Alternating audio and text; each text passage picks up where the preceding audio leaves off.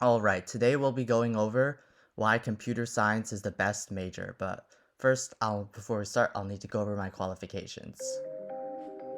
So here are my qualifications. So I won a second place state award in FBLA computer game simulation programming New Jersey. So here's a screenshot of the program that I made. This is an earlier version. This isn't the version that I submitted. The version I submitted is on a different computer, so I'm not able to show it here, but this is the game I made essentially. Functionally it's the same. And also Territorial.io remake. I remade the entire game of Territorial.io, and in I remade this entire thing from scratch, and actually on scratch, surprisingly. This was made in Java. This was made on scratch, so like as like a little educational project for programming students, and you can see like the entirety of David Thatcher's original game with all of its attacks and mechanics. All of it was made on scratch. All of it was ported in by me, who investigated his JavaScript code and looked for certain patterns to make the game. It's Territorial remake there. It's pretty fun. Also, I'm doing policy recommendations, so it's not just the coding. So I suggested a complete redesign of a games economy to encourage real-world engagement. That's also my channel, because it's like you can be good at coding, but I mean, if you're not also good at like other skills around coding, like law, communication, like need to know like, oh, what's allowed, like how the coding laws work and stuff like that, and then what's the impact of the programs you make. So I also do some economics and law and policy. And I'm also doing some scam alerts, because every time there's a new technology, there's always like issues like, oh, scams and stuff like that. So I warn people of potential scams for lighting solutions. That's one thing I do. So here I go into depth about a flashlight scam, about flashlight that is not worth its $80 and is misleading advertising. So it's scam alert. I also do that. So those are my qualifications, in addition to the fact that I'm a CS major at Rutgers. And moving on. Keep going. So you can see here. So this is basically how the landscape for computer science is changing. So you can see before 2022, right, the computer science landscape was dominated by programmers, technicians, administrators, designers, maintenance workers, and software engineers. So basically these were like, it was like very, very like all about like, like the act of literally like coding, building computers. Like it's like very like low level. And now today it's like broadening. So now it's more about like technology lawyers, legal engineers, ethics officers, software developers, research scientists, and cybersecurity specialists. So these like they need to know like the technical aspects of like how to code, but they also need like how to design stuff, or like how to coordinate with a team of software developers. It's not longer just about like how many lines of code you can write. It's a lot more than that these days, and I think that's why a lot of tech workers are getting laid off, because a lot of tech workers, like, I mean, they know how to code, but they might not have the background necessary to do these advanced, higher level work. So that's why a lot of them are getting laid off right now. And however, it's kind of the opposite for the people who have these skills, because people who have these skills, right? Like generally, if you're good at technology, or you're good at like that kind of like STEM stuff, you're not going to be good at these other things around the periphery that are a little bit less technical.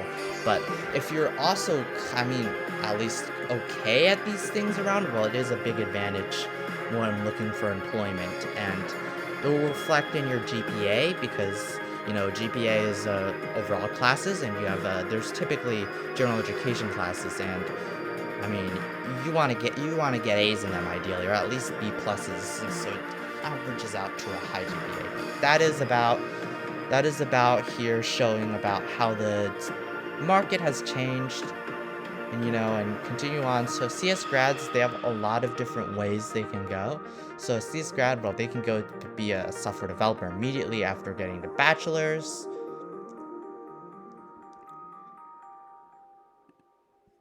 They can also go ahead and also now I'm playing Epidemic Sound Music. So thanks for them for providing the license to use music. Moving on, the JD in IP. JD stands for Juris Doctor degree. So that is a degree that is basically a law degree. And IP stands for intellectual property. So it's just like an umbrella term for like any like creation, like laws surrounding like how to protect certain creations of humanity, which applies to like technology and stuff like that. And that with that degree, you could be a lawyer. With also from BS and CS, you can get a master's degree in computer science and you can be a computer scientist, researching new computer technologies, or you can keep going and get a PhD in computer science and you can be a computer science professor and teach other people how to become computer science developers. So it's basically a lot of flexibility with a CS degree. I mean, it is very specific, but it also has a lot of flexibility, which is why it makes for a good degree. And also the ROI on a CS degree is really good, as you can see here. These are the different ROIs for different majors. You can see here. Actually, surprisingly, I mean, I'm not going to, this is not an insult to English majors, but English majors make less than fast food workers.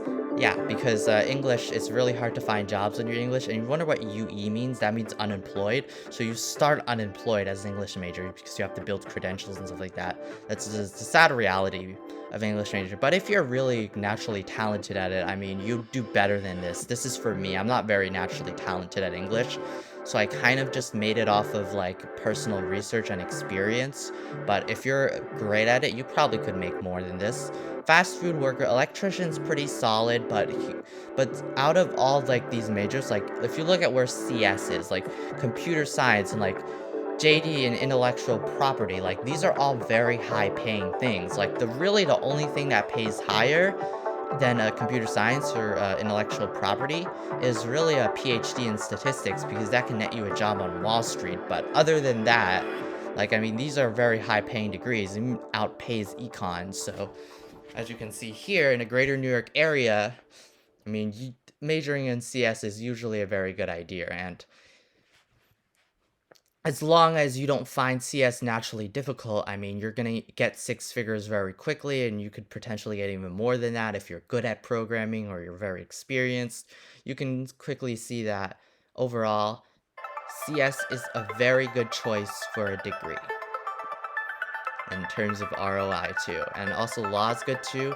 See, if you're struggler, if you're struggler in anything, you should avoid that major. You should never do something you're not good at.